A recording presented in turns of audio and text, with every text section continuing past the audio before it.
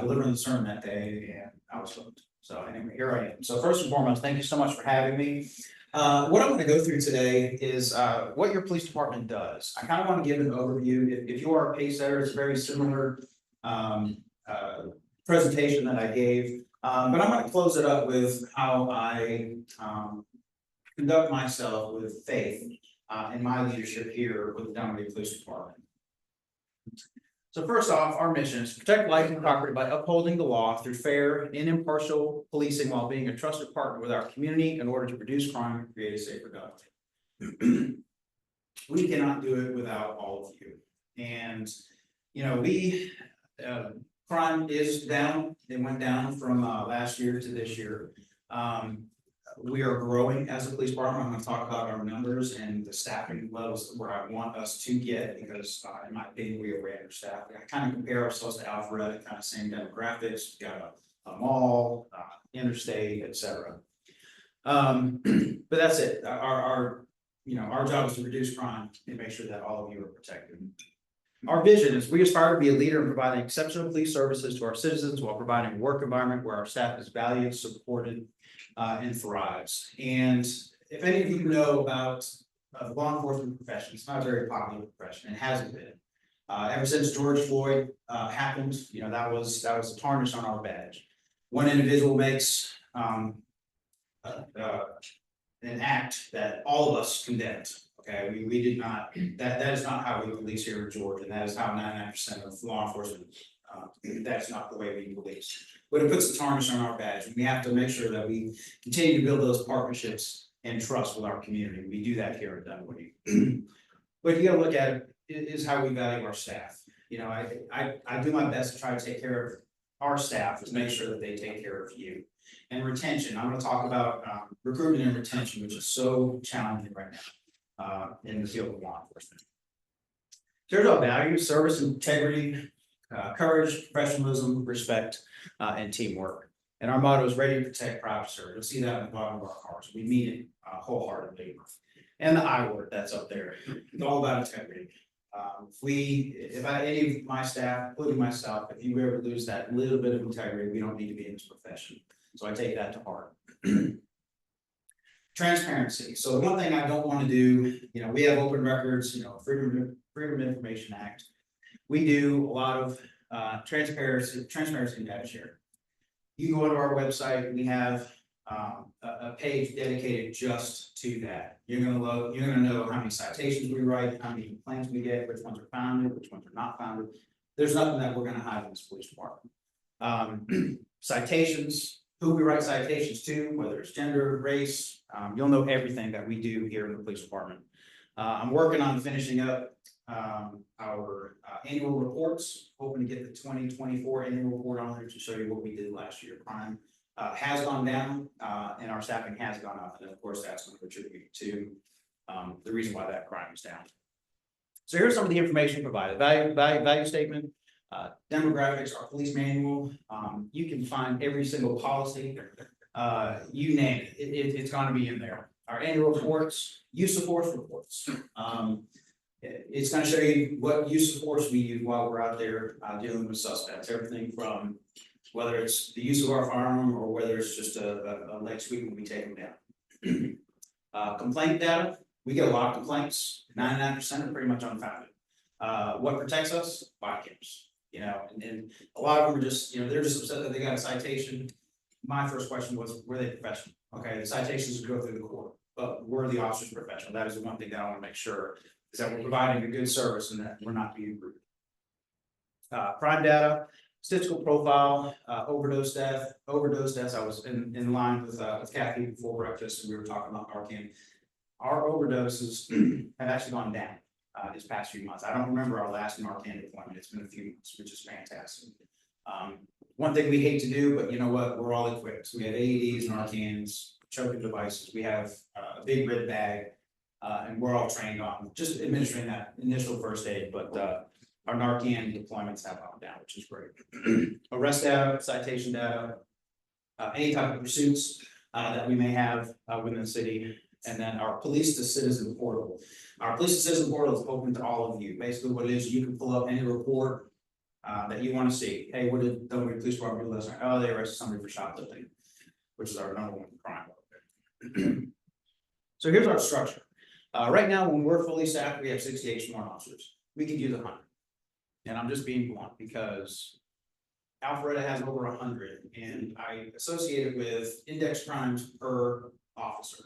And right now, we have the highest index crimes per officer, which means we are at 25%. Most agencies are about 13 to 14% index crimes per officer, which means our officers are working a lot harder to answer these calls and make sure that we answer these calls for service. 18 professional staff members, that's our civilian personnel. We have our prisoner transport officers, everything in property and evidence, crime scene.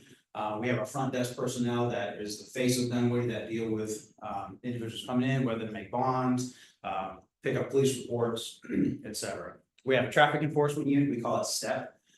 If you see a car behind you, it's got red STEP letters on the side, obey the law. They're looking for the traffic violations that you have. Very important, that is the number one complaint we have here in Dunwoody is traffic, speeding, Burmac, Womack, cut through my neighborhoods. Can we get traffic calming devices? We get a lot of complaints. So we have a traffic unit, it consists of 3 officers and 1 sergeant, and that's all they do is handle our traffic complaints, especially in the school zones. We have a community outreach unit, investigation, they handle everything from homicides down to your basic property crimes. We have a narcotics unit, a special investigations unit, they handle basically vice. So they're going to handle any type of prostitution, human trafficking, and narcotic complaints where they can take it a little bit further. So far, I just stood that unit up a couple months ago. We've made multiple seizures effective. We have a SWAT team. That's our special weapons and tactics. We actually, it's 3 cities. We used to be with Sandy Springs. They pulled out of that unit. So right now it's just us, Brookhaven, and Shanley. And I tell you, it is a top-notch SWAT team. We just did a Southeast Regional SWAT team competition a few months ago and we came in first place. And we have public safety ambassadors. Some of you may have seen, they're called Ford Mavericks. It's a pickup truck. It's got bright yellow letters on the side. You'll see them out and about. They'll handle the non-critical calls. They'll take the lost cell phones, lost wallets. They can come out and direct traffic while the officer leaves the scene. They can work private property accidents. Basically what they do is they take all of the non-critical incidents off of the officers so they can be out there being more proactive for crime. Here's our 2 canines. On the left is Ranger and the other one on the right is Hank. We are actually adopting 2 more this year. So these dogs specifically do article, people, and narcotic searches. I'm adding 2 additional canines this year at no expense to the police department. The Dunwoody Police Foundation, which I'm going to talk about in a minute, is going to pay for these 2 canines in full. They're going to be full apprehension dogs, which means they bite. And the reason being is because we can't track violent felons with these 2. And in order for us, when a violent felon runs, we want to be able to get a dog that's capable of going ahead and apprehending that individual. So we're waiting on the equipment to come in. Once the equipment comes in, we'll select our 2. Here's the thing. So mental health. I've been doing this job for 26, coming up on 27 years. And, you saw a critical incident. It was, what, go 10-8. You need to go back and search. The worst thing I ever saw in my profession were it was 5 family members that passed away in a trailer fire. Worst thing you could ever see. Back then, we didn't have peer support teams, peer support programs. So 2 years ago, we had an officer involved shooting. Started as a car chase here in Dunwoody with a felon stolen vehicle. He rams over our cars. Long story short, he wrecked as he was getting out of the car. He turned around and fired at one of our officers. We returned fire. Striking the suspect. None of our officers were hurt. But what affected one of our officers was that incident. So had a little boy, got a family, and he came to me and was like, "Chief, I can't do this job." And I said, "We will give you the support that you need, any type of, psychological, counseling, anything of that sort." And he said, "No, sir, it's just not for me." And I commended him for that. And he left his head held high. He just said, I don't want to be put in that predicament anymore. So mental health, shortly after that, I became the chief, and I said, I want to make sure that we have the best peer support program available in the department to make sure that we're there for those officers that see these critical incidents. We see a lot. I've seen a lot. So here's Savannah. Brookhaven, they went and got it's a public safety assistance canine. Basically what it is, it's called Tales of Hope. And what they do is they train the dogs to deal with mental health. Basically, it's who doesn't smile when a dog comes in? I'm sorry. So we picked Savannah and has her handler. She goes around. She can respond to critical incidents, post critical incident. But she's measured. What she can do is she measures levels of cortisol, which means your stress levels.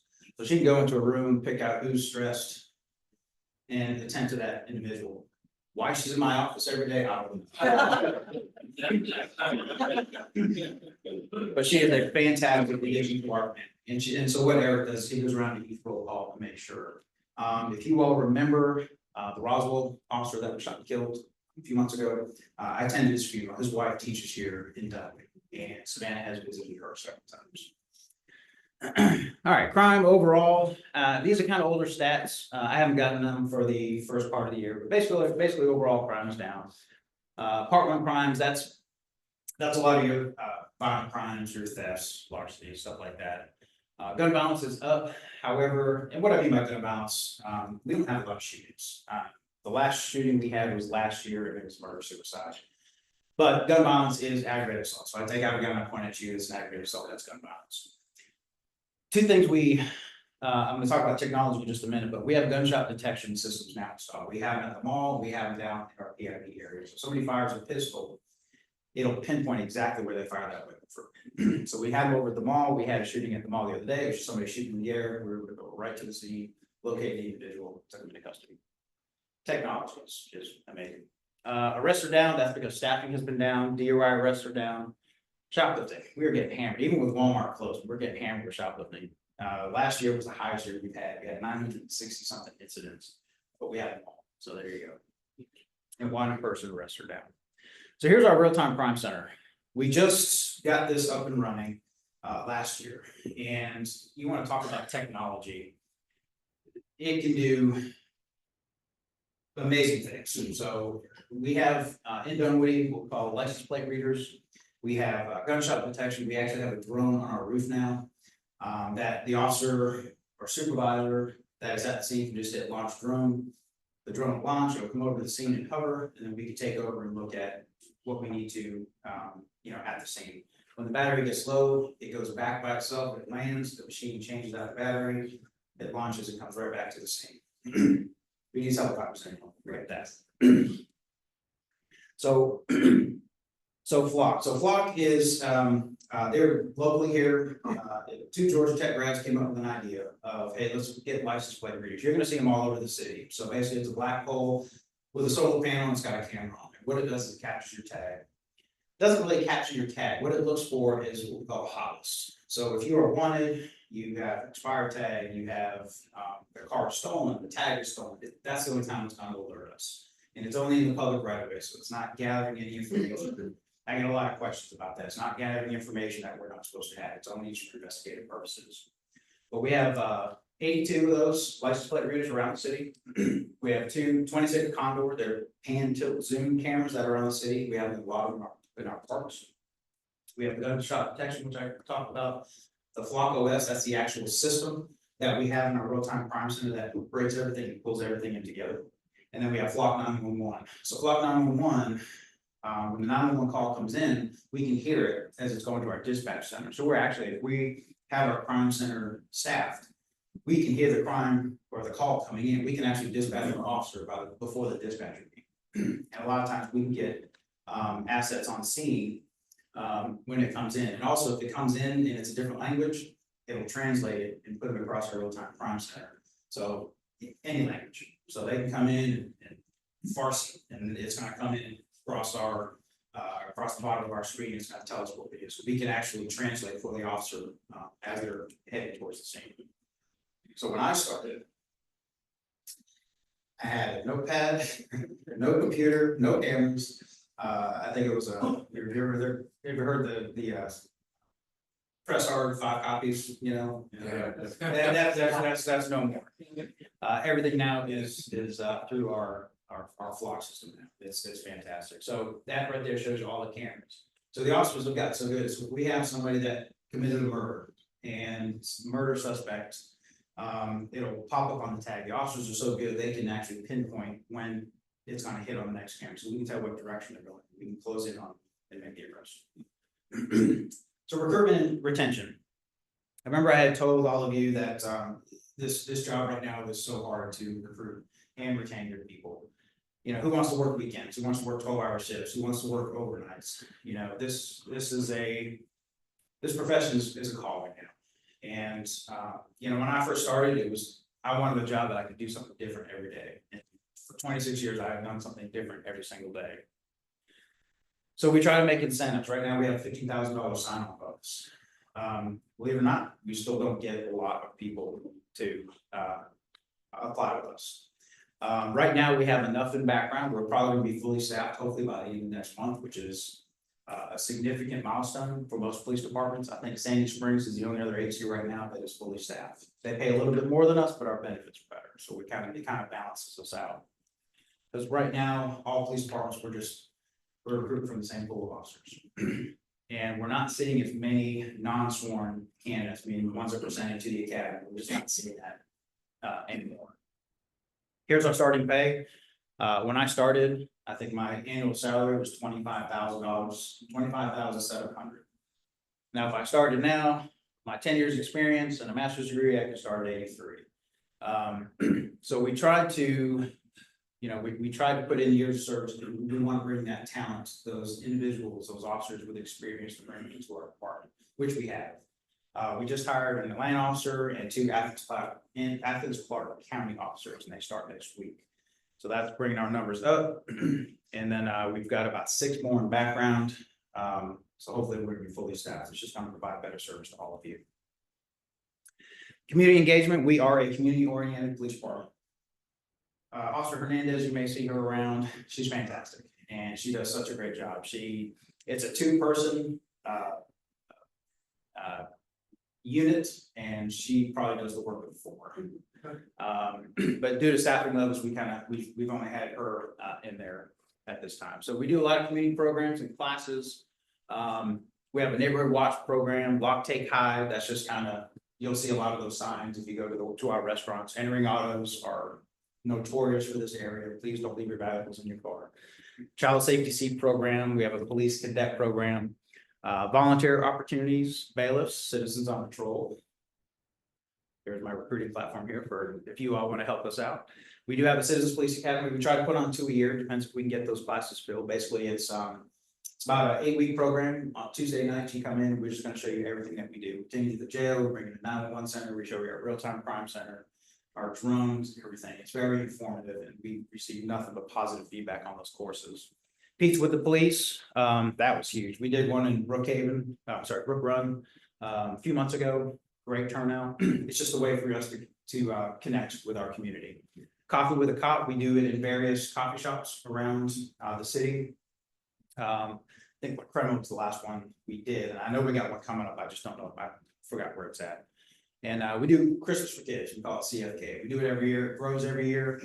Basically, we ask the schools for any type of students that may not be as fortunate as others, and we provide them with a lot of gifts, and it's very appreciative. Safety and Friendship and Education. We do National Night Out. Why we do it in August, the hottest day of the year, I don't know.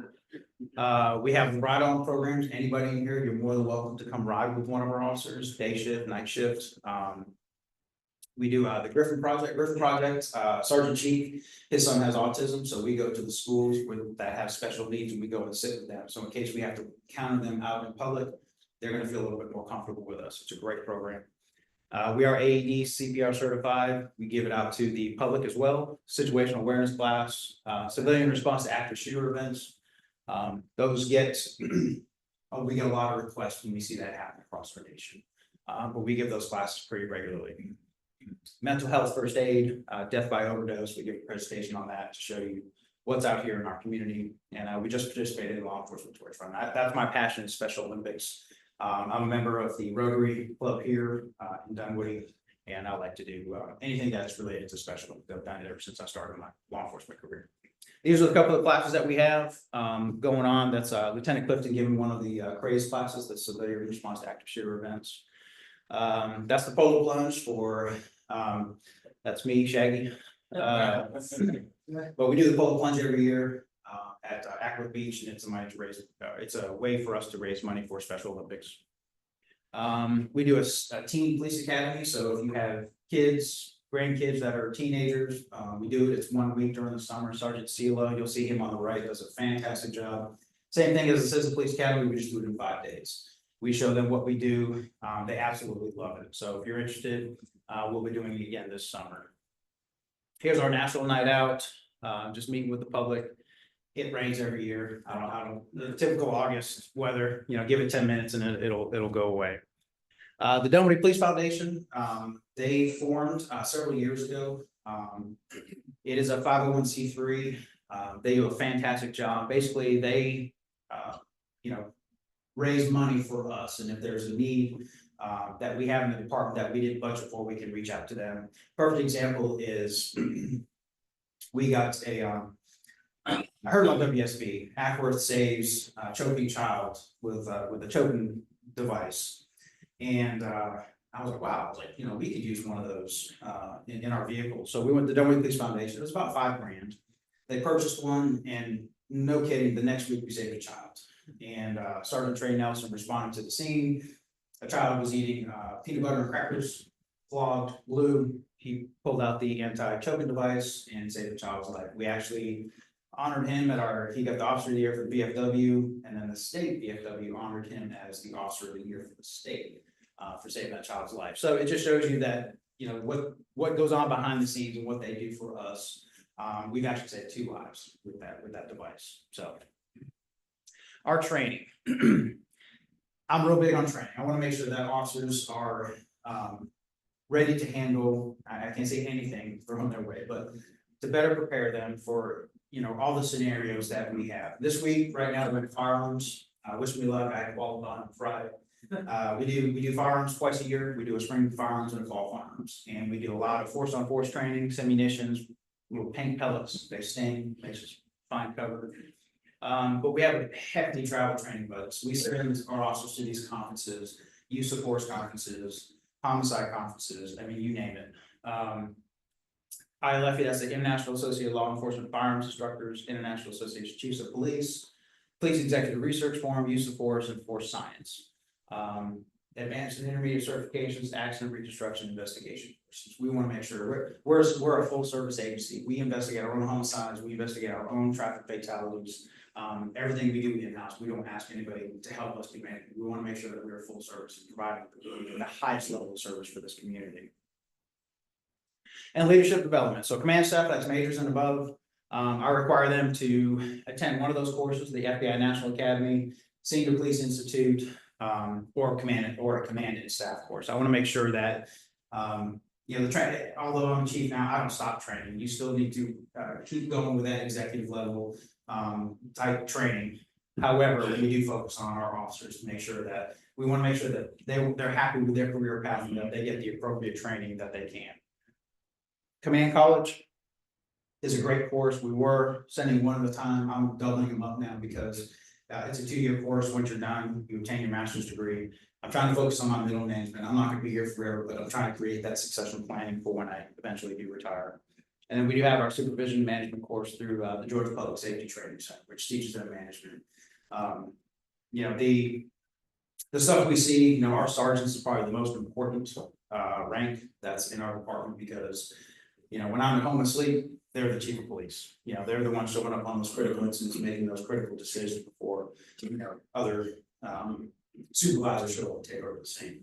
So I'm huge on leadership development and the officers and staff, and that's everywhere from our civilians all the way up to me, making sure that we do that continued training.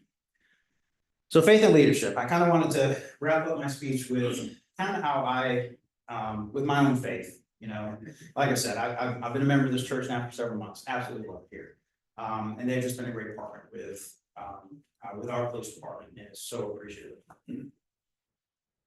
So guiding that moral compass, I'm sure a lot of you have heard what a moral compass is, and it's making sure that, when I talk about those sergeants that are making those critical decisions, I said, I want three things. Number one was legal when you made that decision. Was it moral? Was it ethical? You stick with those three, I'm going to back you until I'm blue in the face. It may have been the wrong decision, okay? But if you stick with those three things, you're going to come out okay on the other side. And I was a sergeant one time, more than much, and I had to make those critical decisions. And I remember Chief Grogan calling me, "Hey, Sergeant Carlson, why did you do that?" "This is why, sir." He's like, "Okay, I'm good with that, but this is how we do it next time." Got it. So faith provides a strong ethical foundation. I incorporate its principles to guide decision-making, ensuring justice, fairness, compassion, and accountability in the department. I hold all, most importantly, myself. I am ultimately responsible for the failures and successes of our department. So if somebody messes up, I found out where my failures were. I'll give you an example. We had a run-in with a consulate, and we made the wrong decision because that officer was not educated on that. So what did I do? I took responsibility and I said, you know what? I should have had that officer in training. We should have been updated on that information. I hold myself accountable for that. But I use it to make a lot of decision making. What's right? What's right? What's right? What's going to be best? For the community, for the citizens that we serve, and making sure that we are fair and compassionate. We are not cold-hearted people. We try to make sure that we cover all of our bases, not only with any type of victims at the scene, but extended to their families. And we have a great chaplain program. We'd love to invite you to it. We'll talk offline. We have a great chaplain program, and on critical incidents, we will call chaplains. Resilience and emotional strength. Faith can be a source of strength during crises, helping me stay grounded, hopeful, and resilient in the face of tragedy, violence, or loss. When I was deputy chief when I responded to that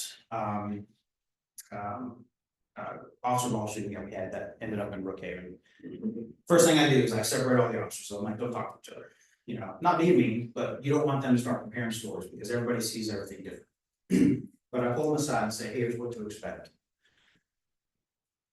We're going to be taking your gun away from you, but don't worry, we're going to give you another gun. You're going to be placed on admin leave. That's okay. It's not punitive. Okay. There's a lot of people going to be talking to you. The GBI is going to be talking to you. We're going to be doing an IA. I try to set them up for that. I pull them aside and I say, "Are you okay?" And I said, "Is there a prayer that I can say with you?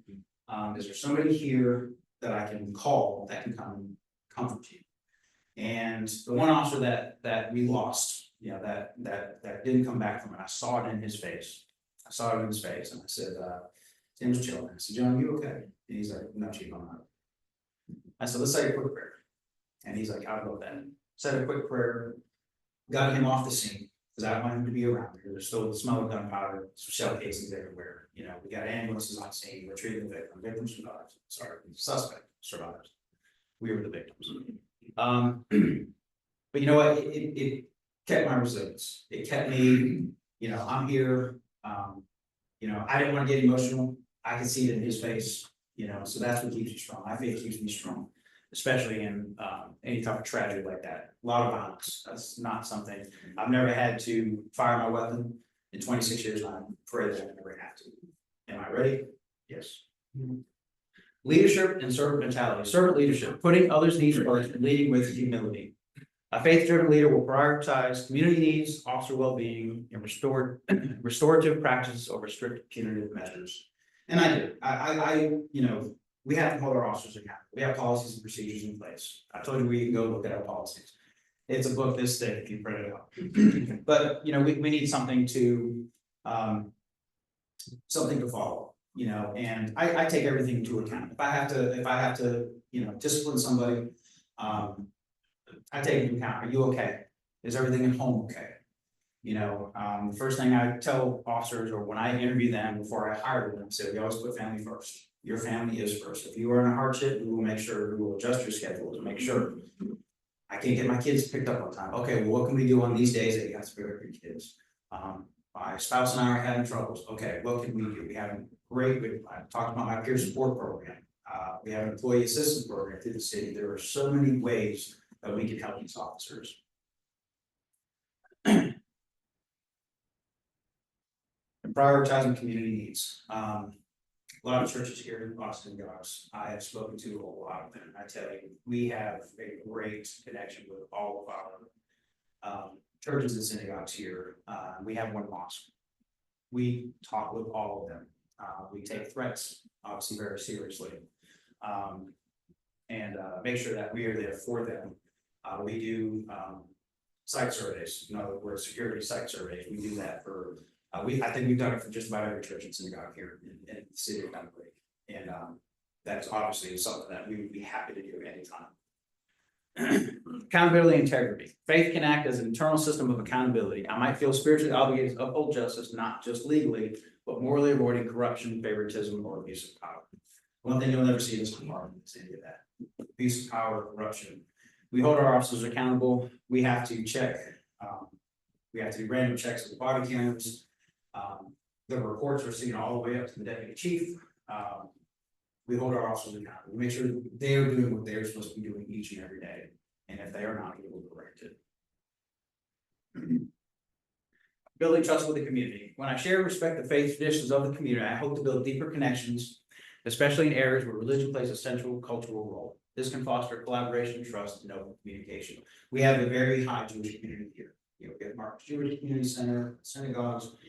We get a lot of threats towards them. And we have built a great connection with them, making sure that we are responding to their needs and making sure that, you know, those threats, although the majority are protected under First Amendment, we take them seriously. We make sure that they're given the information needed. And if in fact it does cross that threshold, that we do a thorough investigation. Support and ethical dilemmas. My profession involves tough choices. Faith helps me navigate gray areas with wisdom and compassion, seeking justice not only through the law, but also through the lens of mercy and human dignity. And I put it in there that faith helps me navigate through gray areas. Law enforcement, we don't really have any gray areas. It's usually black and white, especially at my level as a chief. But there are times that I can look at things with that wisdom and compassion, whether it's not only for the community, but for our officers. And it's a balance. It really is. You know, in the end, I'm going to make sure that I stick by my policies. I'm going to stick by the law. But if there is room for interpretation, and I can show that wisdom and compassion, I'll make that adjustment. In Matthew 5:9, I'm going to close with this. Blessed are the peacemakers, for they shall be called sons of God. And at this time, I would love to take any questions that you may have about anything. Yes, sir. Do you have any resources available to your staff to respond to incidents that may involve mental health issues? We do. That's an excellent question. So his question was, do we have members of our staff that have the training for mental health response? So we have a co-responder program. So we have a mental health clinician that is on our staff full time. So anytime we have a mental health crisis, well, let me back up. I said the majority of our officers, we are trained in what we call crisis intervention team training.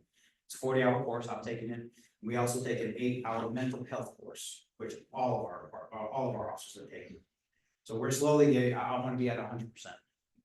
But we do have a co-responder program. His name is Julius. Fantastic. He retired from San Diego Sheriff's Department. And he actually, we share him between us and Doraville. We're bigger than Doraville, so he's the majority of the time with us. So not only will he come out to an individual that's in a mental health crisis, he was able to get on the phone so we can get a 1013, which is an involuntary hold at a hospital, and we're able to transport that individual in the crisis. But it doesn't stop there. So if this is what we call, you know, frequent flyer that we deal with it over and over, he'll follow up. So if they get sent home from the hospital, he'll go over with an officer and chat with them. Hey, are you taking medications? Are you speaking with your doctor? And it has lowered our call length significantly because a lot of times we go out and, you know, we have plenty of time. It's not, you know, in the old days, we didn't know what to do. Somebody that you locked them up, you know, disorderly conduct, going to jail. I mean, it fit the crime, but that's not what was needed. So it has done a complete 180. And this started back in probably 2013, 2014. When we really started looking at the crisis intervention team training, and the state of Georgia came out with that. So it's been a proven success, and we're going to continue with it. So excellent question. I meant to cover that one. I slide there. What does the drone service do for $200,000 a year? So let me give you an example. Can you repeat the question, please? Yeah, so what, gentleman asked, what does a drone service, so right now, if we were to adopt this drone, it's $200,000 a year. This is another, set of eyes and ears, in the, thank you so much. Another set of eyes and ears, in the sky. Perfect example, we had a, Roswell Police Department called us. This is the first time we had just gotten. Roswell Police Department said, hey, we have an individual that's in a mental health crisis. He just shot up his apartment.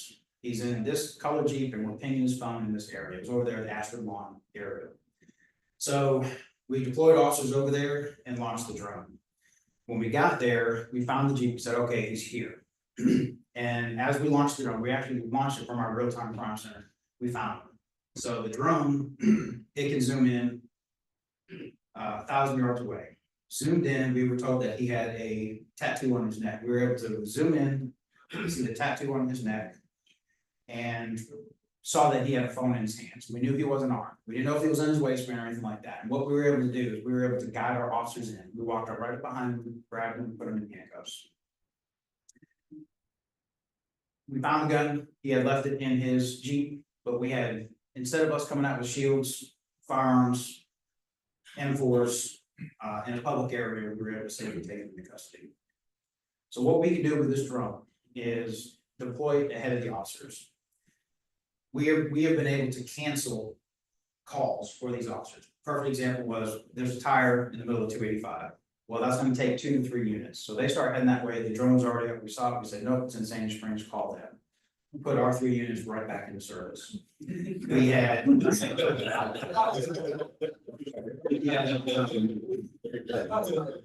a domestic, and it was person armed, and she was throwing all of his stuff out into the backyard.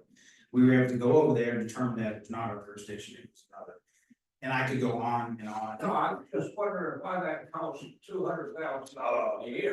Technology. Yeah. But you know, you look at $8,000. well, this one, And you've already got the police officer that's gonna run it. yeah, well, this one is it's basically you hit a button and it launches, and when it gets to the scene, you can take over control. But it's got FLIR, which means at nighttime you can see at night. So if we have a few retirement homes here in Dunwoody. You have someone with dementia, cold out, we can launch the drone, check the heat signature, and the technology of this drone is just and we're gonna do our best to find the funding for it, because it is another set of eyes and ears. But it's technology. It was actually more than that. We actually talked it down. We have it free for right now. Between June and July, we have it free. Because we're kind of the test dummies, if you will, for Flock.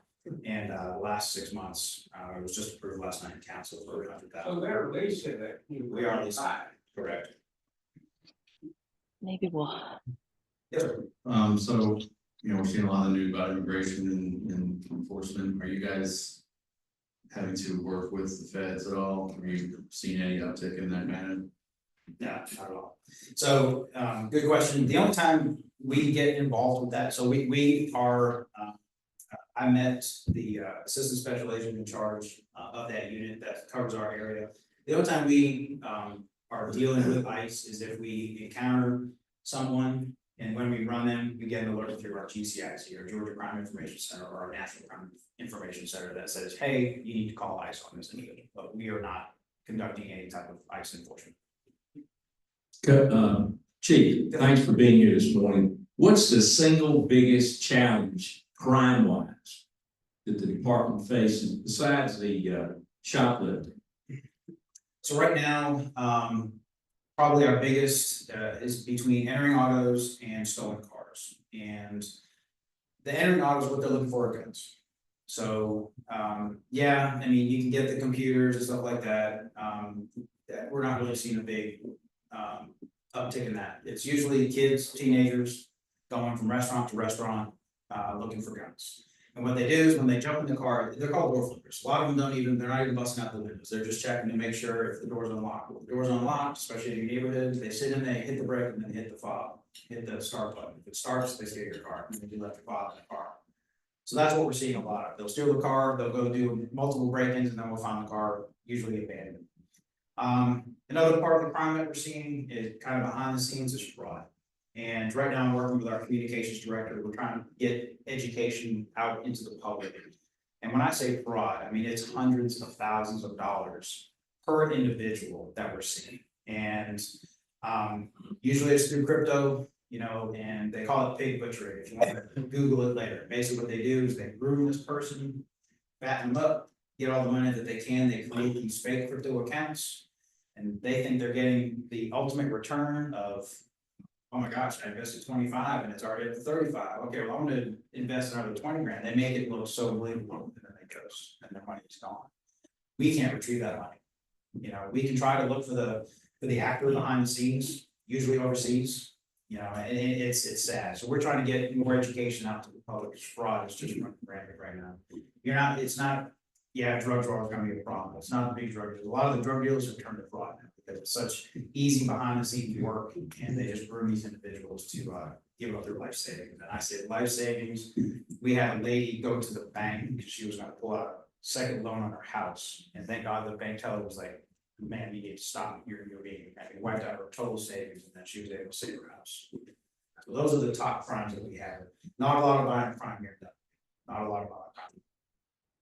Yes, sir. Do we have any concurrent jurisdiction with the DeKalb County Sheriff's Office? And if so, what's the distinction between the type of that and that is okay? Yeah, so the DeKalb County Sheriff's Department, we work with them, we use their jail. So we work with Sheriff Matt Jail. So we work with them. But they mainly handle courts, civil papers, the jail, of course, and security inside the courts as well. So we have a great working relationship with them. We work with DeKalb County, they're fantastic as well.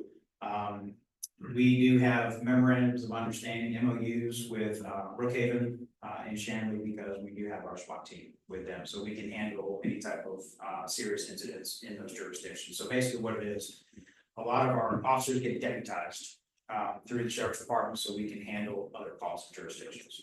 Great question. Yes, sir.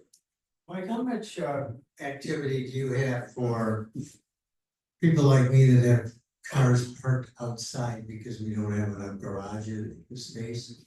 Do you get many, there's a lot of slow driving cars going up and down Mount Vernon Way and areas around our neighborhood. Is there much crime involved there where people are coming in and stealing things off property in the middle of the night and that kind of thing? I'm not gonna say a lot, but it happens. My truck is too big. I live here in the city. I live off Tilly Mill. My truck's too big, it's parked in the garage, so it sits outside. I have nothing of value in there, I lock my doors. Granted, my officers like to check on my house a lot. I'm like, when you see stuff like that, I want you to call 911. If you see something suspicious, it doesn't matter, you can remain anonymous. We initiate the call, we're gonna come out there and check it out. It seems like it comes in waves, like, we'll just have one weekend where they'll just come through the city and do the entering autos, we'll steal the cars, and then it'll go away for like a month and a half. So it's really unpredictable. We are right here off 285. We're a quick shot over to 400. So we have really the ingress and egress getting into out of our city is pretty good. And then, this is an affluent area. So they like to come in and they'll go around. We just call them door flippers. They'll go through, so they find an open door, they'll rummage the console, they find a weapon, great. If not, they'll take what is of value and then they'll hit the start button, it cranks up, they take the car. So keep your doors locked, keep your valuables out of your car. And if you have any type of good surveillance systems, like I've got cameras all around my house, ring cameras, the floodlight ring cameras, so now I'm gonna catch them on video.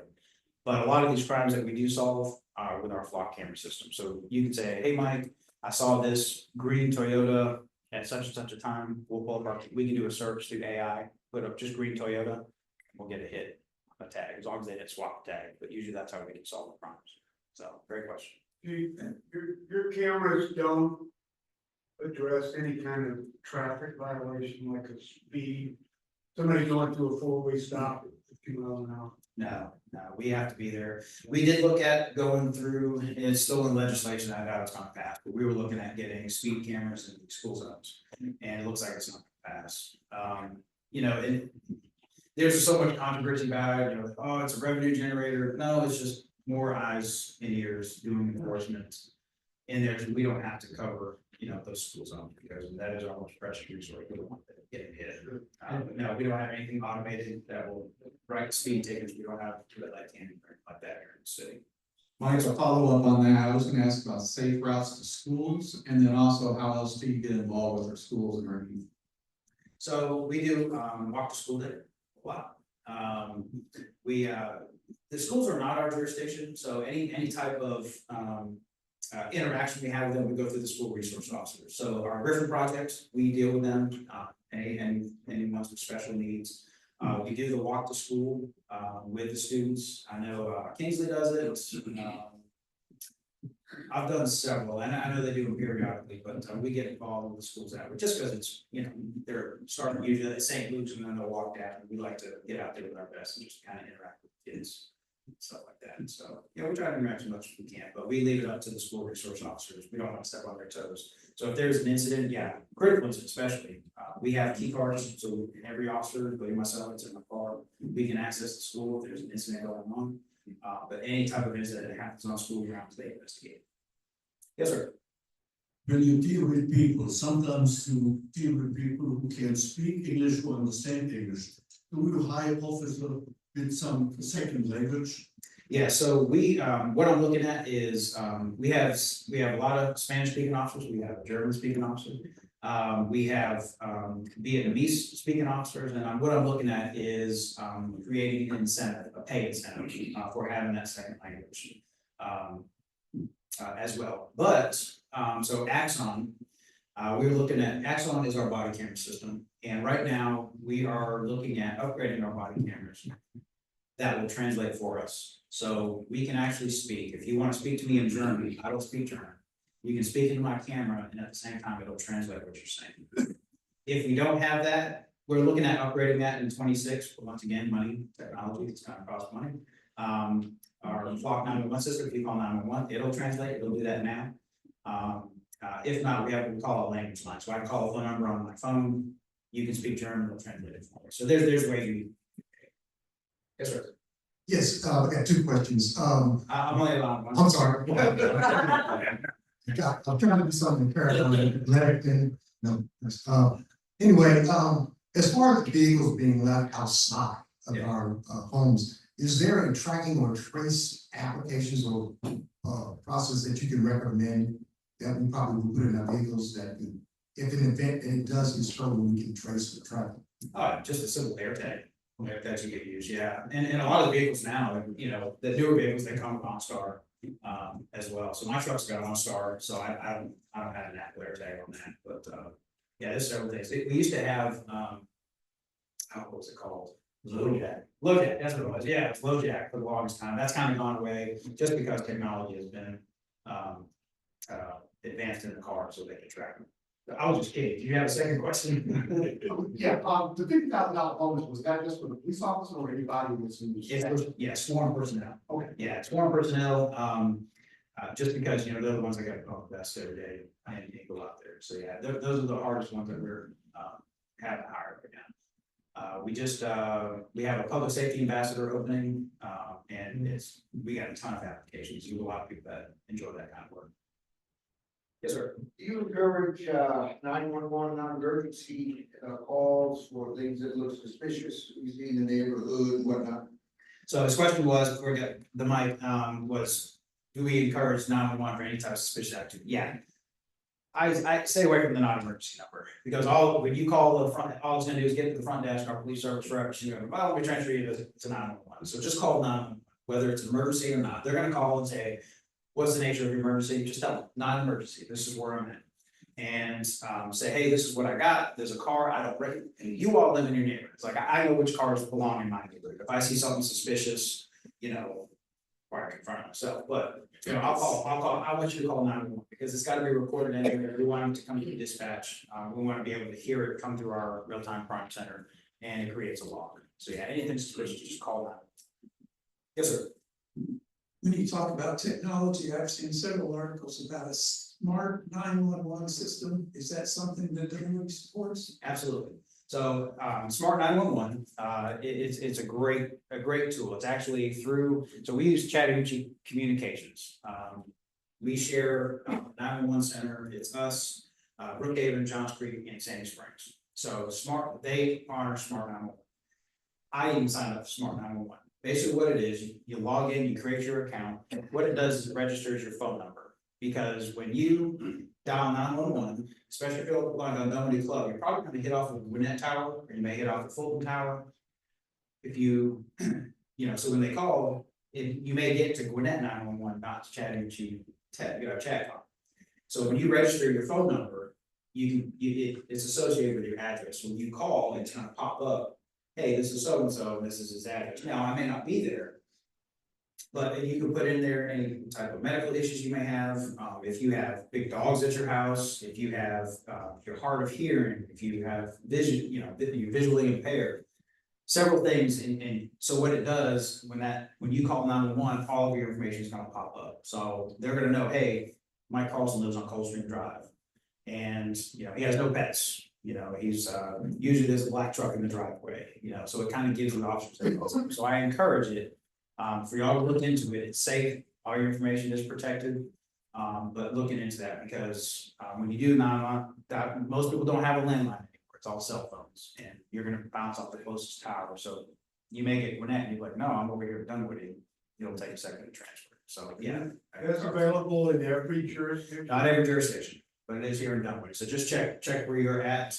When you log into Smart 911, I think it asks you for your zip code, and it'll let you know. Okay, Yeah, thank you. yeah, it's great program, I encourage it. Yes, sir. I've been in Dunwoody for 50+ years. I've never seen so many people disregard red lights in my life. I don't know what you're gonna do about it. Maybe if you put up a sign, you don't have the right to run a red light. Something has to be done. Yeah. Not the red light situation. They just disregard. Yeah. We, like I said, traffic is our #1 complaint here in Dunwoody. And we have, and point being, the intersection at such and such, the ones that are real quick, you'll have, turn red, you get 3 more cars pass over there. So if there's a specific intersection that you want us to look at, you're saying all of them. You just Yeah. So I like it because I'm in the car, so you won't know I'm a cop, and because I catch them all the time. And then they hear me stop the car, they all come flying, which got you. Really. Do you have a question? Yeah. So I like the transparency and principles you described. I'm wondering if you have a role model you're trying to emulate. So I tell you what, Billy Rowe, my predecessor, the first chief here, he came up with that transparency page, and I liked it. So when I became the chief, I wanted to keep it. So pretty much everything, and I encourage everybody to look at it. I mean, we put everything out there, so. That was his doing, and I liked it, and I want to make sure that we were staying transparent, because I want you to know what's going on in the police department. So, no particular role model. You'll have some, I know some jurisdictions push back on the Freedom of Information Act. I don't, and it's the law. You request information, we gotta give it to you within 3 days, as long as it's within reason. And our city clerk does a great job with, open records, and our staff does a great job of keeping our information up to date, so you know what's going on. So it's a good question.